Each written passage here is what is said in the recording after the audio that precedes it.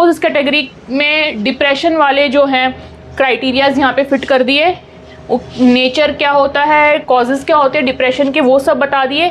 तो इस कैटेगरी का नाम क्या हो गया, डिप्रेसिव डिसऑर्डर की कैटेगरी। ठीक है, डिप्रेसिव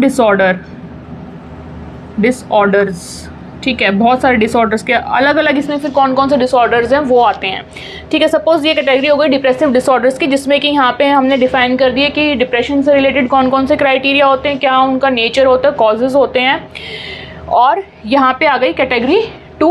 सपोज इसमें मैंने जो क्राइटेरिया डिफाइन किए वो एंग्जाइटी से रिलेटेड कर दिए, हर प्रकार के एंग्जाइटी से रिलेटेड उनके कॉजेज़, नेचर, सब कुछ। तो ये कैटेगरी 2 हो गई कौन सी, एंग्जाइटी डिसऑर्डर्स की कैटेगरी। ठीक है, एंग्जाइटी डिसऑर्डर्स।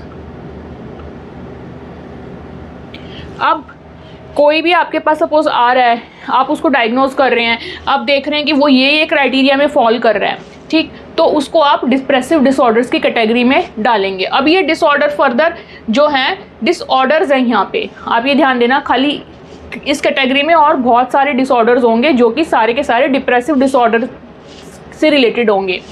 ठीक, तो पर्टिकुलर कोई सपोज करो अगर किसी के पास किसी को आप डायग्नोज करते हैं इस कैटेगरी के थ्रू एंड उसका आ जाता है MDD which is major depressive disorder, तो यहाँ पे हम MDD को यहाँ पे एक डिसऑर्डर हमारा आ गया, इसको डायग्नोज कर देंगे। यहाँ पे सपोज कोई पेशेंट आ रहा है कैटेगरी 2 का, जिसमें कि एंग्जाइटी से रिलेटेड डिसऑर्डर्स उसके क्राइटेरिया वो सारे मैच कर रहे हैं, कॉजेज, नेचर सब कुछ मैच कर रहा है एंड आप डायग्नोज करते हैं एंड आप निकालते हैं कि उसको तो जनरलाइज एंग्जाइटी डिसऑर्डर है।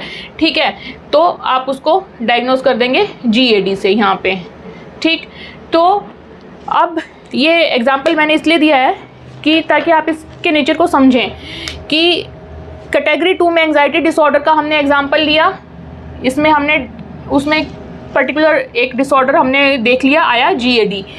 डिप्रेसिव डिसऑर्डर की कैटेगरी का हमने एग्जांपल लिया, उसमें एक पर्टिकुलर डिसऑर्डर आया MDD। ठीक है, anxiety disorders and depressive disorders ये किसी डिसऑर्डर के नाम नहीं है, ये कैटेगरीज के नाम है। पर्टिकुलर डिसऑर्डर इन कैटेगरीज के अंदर आएंगे। ठीक है, तो अब ये हमने एक एक एग्जाम्पल लिया इन कैटेगरीज का, इस कैटेगरी का एक एग्जाम्पल लिया MDD, इसका एक एग्जाम्पल लिया GAD। अब कैटेगरी के हिसाब से हमने डायग्नोज तो कर लिया।